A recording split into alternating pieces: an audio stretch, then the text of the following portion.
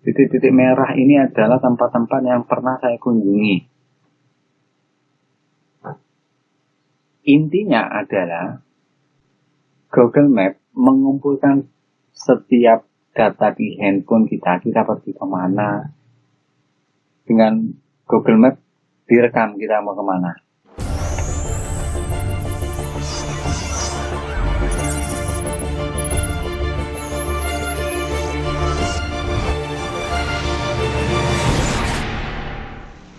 Assalamualaikum warahmatullahi wabarakatuh. Kembali lagi bersama Hidayah Teknologi YouTube channel. Kali ini kita masih akan tetap membahas tentang Artificial Intelligence atau yang biasanya dikenal dengan AI. Salah satu bentuk AI atau Artificial Intelligence itu dapat kita temukan di internet. Salah satunya bentuknya, kalau kemarin saya membahas tentang OpenSignal ya. Sekarang kita akan membahas tentang Google. Sudah ada di dekat kita Google-nya. Google ini ada beberapa fitur aplikasi lain ya, seperti Drive dan sebagainya. Namun kali ini kita akan lebih spesifik untuk membahas tentang Google Map. Oke. Google Map biasanya kita gunakan sebagai alat navigasi yang ada di handphone kita. Alat navigasi untuk menentukan arah tujuan kita kemana, jarak yang ditempuh berapa, kemudian dengan beberapa fiturnya ya. Titik kemacetan yang paling penting adalah waktu kita menggunakan Google Map, tentunya yang paling dicari adalah titik macet dan harus cari jalan alternatif kemana jadi belepotan ini. Saya contohkan aja karena ini masih jam 19.45 tanggal 25 Mei 2020 ya. Kita akan coba untuk ke kota besar saja dulu ya. Kita menuju kota Surabaya saja. Kenapa saya menuju kota besar? Karena di sana titik kemacetan lalu lintas lebih padat atau macam itu ya, kendaraannya lebih padat, jalannya lebih rumit. Oke, saya akan tentukan titiknya dari Madura, misalnya dari sini, direct sini.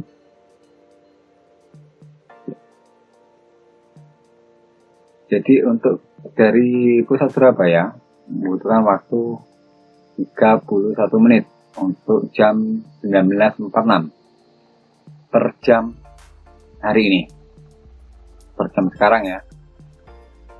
Ya, mungkin kita pindahkan aja titik startnya gak di sini ya.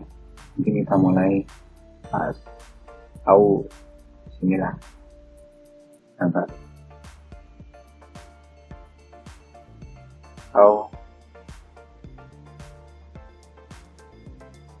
Oke, ini aja. Dusun Wedoro. Kita mulai dari di sini. Kita akan menuju Madura, melewati jembatan Suramadu. Di sini ada beberapa titik kepadatan, yang oranye, yang merah ini titik kemacetan. Ini ada titik kemacetan juga. Dan kita membutuhkan waktu sekitar 1 jam 12 menit. Dan Google juga memberikan alternatif jalan. Itu ada di sebelah sini. Kalau kita melewati jalan sebelah sini, ini sama ya, 1 jam 12 menit. Lewat sini pun juga sama. Jadi Google memberikan pilihan-pilihan alternatif jalan. Pilihan-pilihan alternatif jalan dengan jarak tempuhnya yang sudah terkalkulasi 50, kalau yang kita lewat jalan yang ini 50,3 km, ini 50,9, jadi selisih 600 meter saja, hanya selisih 600 meter untuk ke tempat seberang Madura ya. Ini uniknya, kecerdasan buatan yang dibuat Google di dalam Google Maps itu kalau kita lihat di sini kita pilih option, ini kan otomatis, jadi dia akan mencari jalan yang paling cepat dalam satuannya otomatis, ada mil, ada kilometer. Jadi dia akan mencari jarak yang paling cepat. Lalu biasanya di luar negeri dia pakai mil, berapa mil, 51. Ya, kita biasanya pakai kilometer. Dan dia cari jalan yang paling cepat untuk dilalui. Kalau kita pilih jalan biasa, alternatif jalannya dan rutenya juga berbeda. 1 jam 19 menit. Kalau yang tadi, kita lihat 1 jam 11 menit. Selisihnya berbeda. Selisihnya ada di menitnya ya.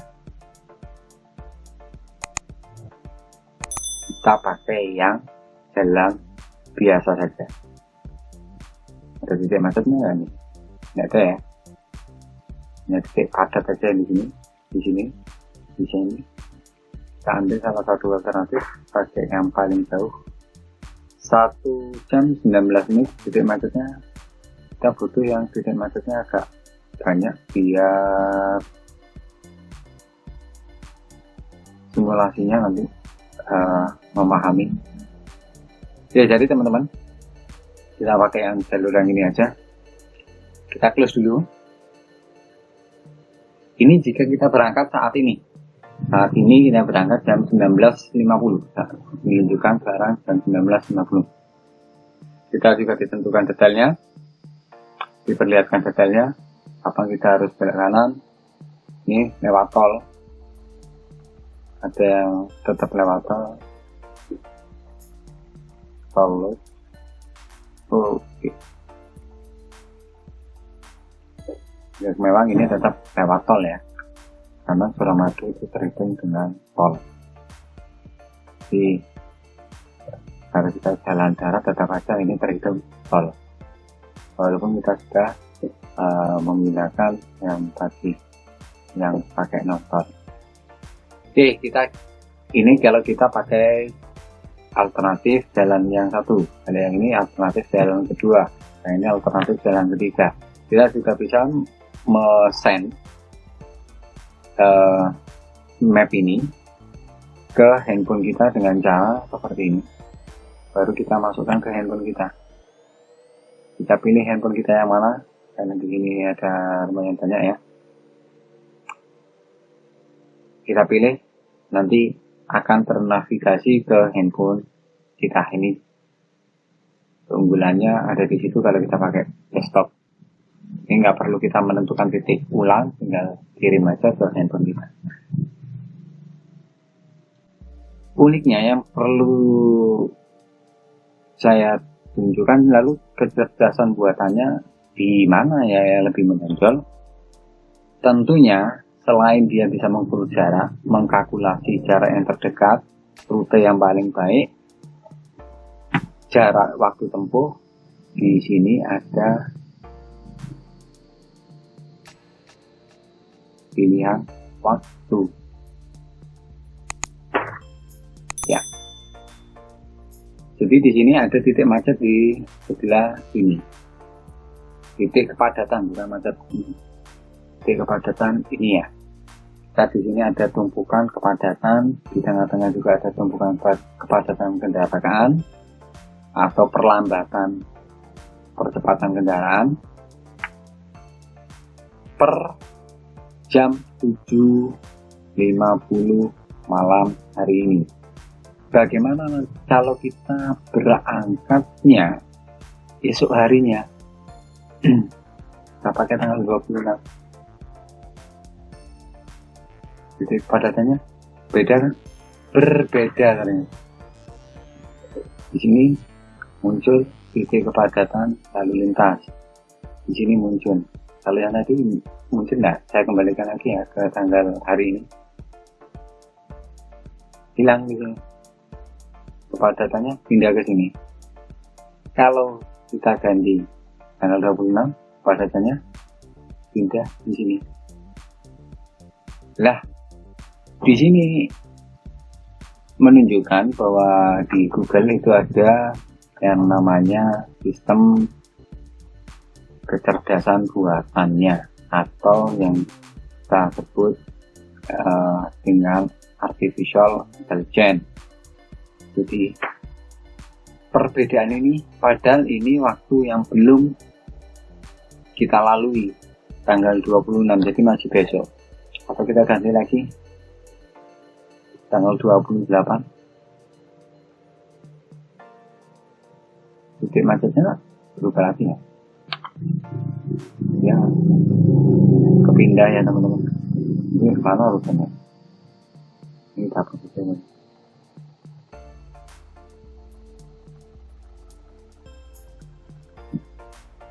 Ini enggak ada. Apa di chat? Kita kembalikan seperti itu aja. Oke, kita kembali lagi. Jadi seperti itu. Kenapa Google bisa memprediksi hal yang belum terjadi? Karena sekali lagi, untuk di sistem artificial intelligence itu sistemnya adalah, yang pertama adalah menggunakan sensor. Sensor masuk ke internet, masuk ke big data. Big data nanti diproses, dianalisa, baru muncullah seperti yang kita lihat saat ini. Dari mana Google mendapatkan data sekian banyak? Bahkan bisa memprediksi macetnya per tanggal berapa, jam berapa. Jamnya kita rubah aja.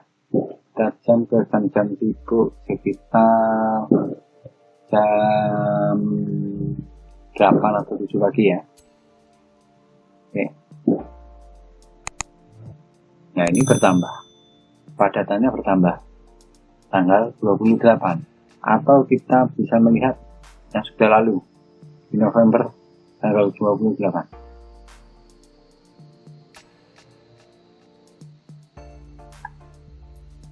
Ini berbeda. Titiknya, tolong diperhatikan yang ini ya, yang orange. Titiknya berbeda. Dari New York, kita ganti lagi ke Mei. Ke Mei per tanggal 28. Masih nggak? Nah, lebih pendek ya. Kemacetan di jalan apa nih? Jalan Lambang Boyo. Titik macetnya lebih pendek. Titik kepadatannya lebih pendek. Padahal tanggalnya tanggal 28 Mei 2020 jam 7 pagi. Saya ganti lagi jam 8. Semakin pendek jam 8. Semakin pendek jam 8. Cuma terpecah menjadi 2 titik padat lalu lintasnya. Saat jam 9 masih ke titik yang ini. Lebih pendek lagi dan menyesuaikan 1 titik padatnya pindah ke sini. Ribu Selamat. Padahal belum terjadi. Jadi intinya sensor itu akan mengirimkan data kepada Google untuk dimasukkan ke database-nya dan diolah oleh Google Maps. Dari mana sekarang Google Maps mendapatkan data-data untuk memprediksi kepadatan lalu lintas dan lain sebagainya? Jawabannya adalah di sini. Di sini ada yang namanya Your Timeline. Ini yang bagi yang belum pernah menggunakan, sampai ke Your Timeline. Ya. Jadi titik-titik merah ini, titik-titik merah ya. Titik-titik merah ini adalah tempat-tempat yang pernah saya kunjungi. Intinya adalah Google Map mengumpulkan setiap data di handphone kita pergi kemana. Dengan Google Map direkam kita mau kemana, per jam berapa, rutenya dari mana ke mana. Coba kita lihat yang ini ya. Misalnya dari di JNE Pajajaran, kita klik, kan muncul, wah, hari sibuk sepertinya waktu itu. Tanggal 29 September 2016, terekam di sini. Jadi JNE Pajajaran, saya dari Widar Utara ke JNE, terus itu ke sini, dari sini saya lari ke Tawang, terus ke Tawang, mana nih, ke sini, balik lagi sini, muter lagi sini, balik lagi sini. Jadi ini rute saya per tanggal 2016 September tanggal 29. Jadi ini terekam di handphone Anda ketika Anda menggunakan fasilitasnya Google secara keseluruhan. Dimulai dari yang namanya Google Mail.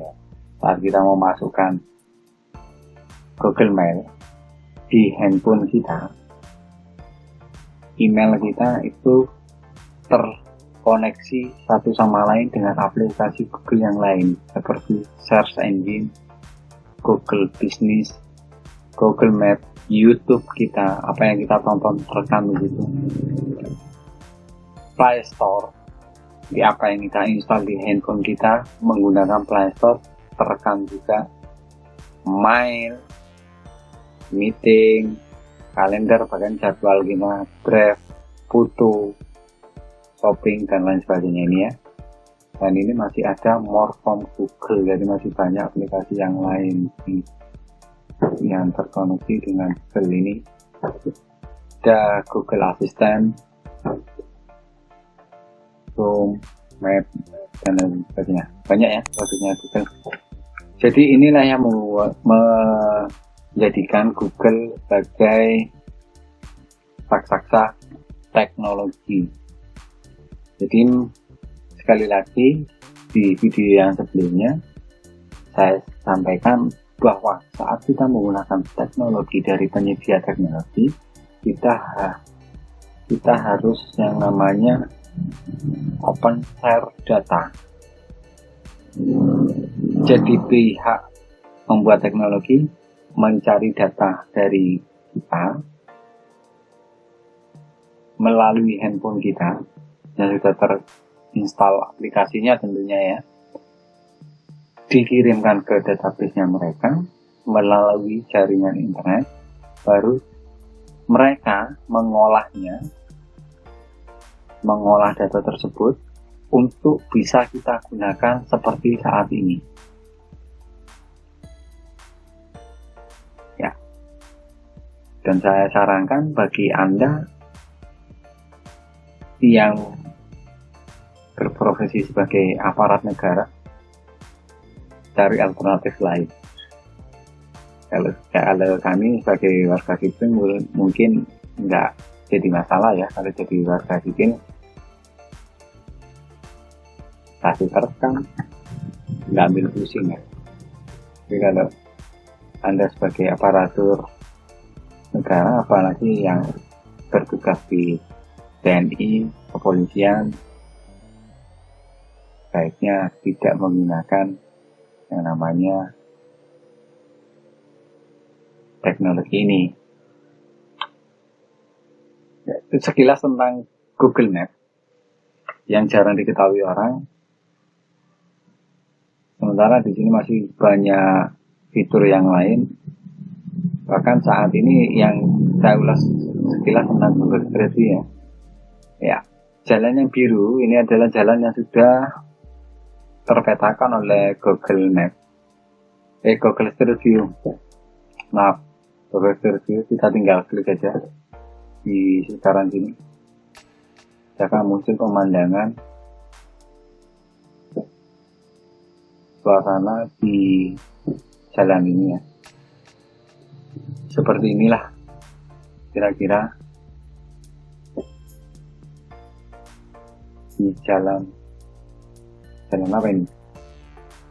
Jalan Stasiun Gupeng. Jalan Stasiun Gupeng Surabaya. Kita bisa jalan-jalan secara virtual melalui Google. Ya, kalau mencari alamat, nggak tahu alamatnya, misalnya jalan Gupeng nomor berapa, ruko berapa, dan dia tahu rukonya warnanya catnya apa. Ini rukonya, oh yang ini ya. Jadi kita bisa mencari alamatnya lebih cepat. Ya. Jadi itulah teman-teman, sedikit tentang Google Maps. Nanti akan saya ulas lebih banyak lagi tentang Google Maps, terutama untuk kita manfaatkan sebagai pengukur jarak ya, pengukur jarak luas tanah. Kalau kita lupa sertifikat kita berapa, kira-kira luasan tanahnya berapa ya, kita bisa hitung di Google Maps. Tentunya tidak akurat karena tidak akurat betul ya, karena kita melihat dari sisi satelit dari atas, dari foto dari atas, tentunya berbeda dengan hitungannya di bawah real. Tapi kita bisa gunakan itu sebagai gambaran awal, kira-kira tidak jauh berbeda dengan luasan yang kita hitung, atau kita bisa memanfaatkan Google Map ini untuk menghitung jarak tempuh untuk pendaftaran PPDB online untuk SMP atau SMA, SMK. Biasanya itu digunakan untuk menghitung jarak untuk pendaftaran sekolah. Kalau yang tahun kemarin memang menggunakan jarak tempuh. Nah, nanti akan saya jelaskan lebih lanjut di video berikutnya tentang Google Maps. Baik, itu saja video dari saya. Semoga bermanfaat. Sampai ketemu lagi di video berikutnya, masih tentang Artificial Intelligence. Semoga bermanfaat. Wassalamualaikum warahmatullahi wabarakatuh.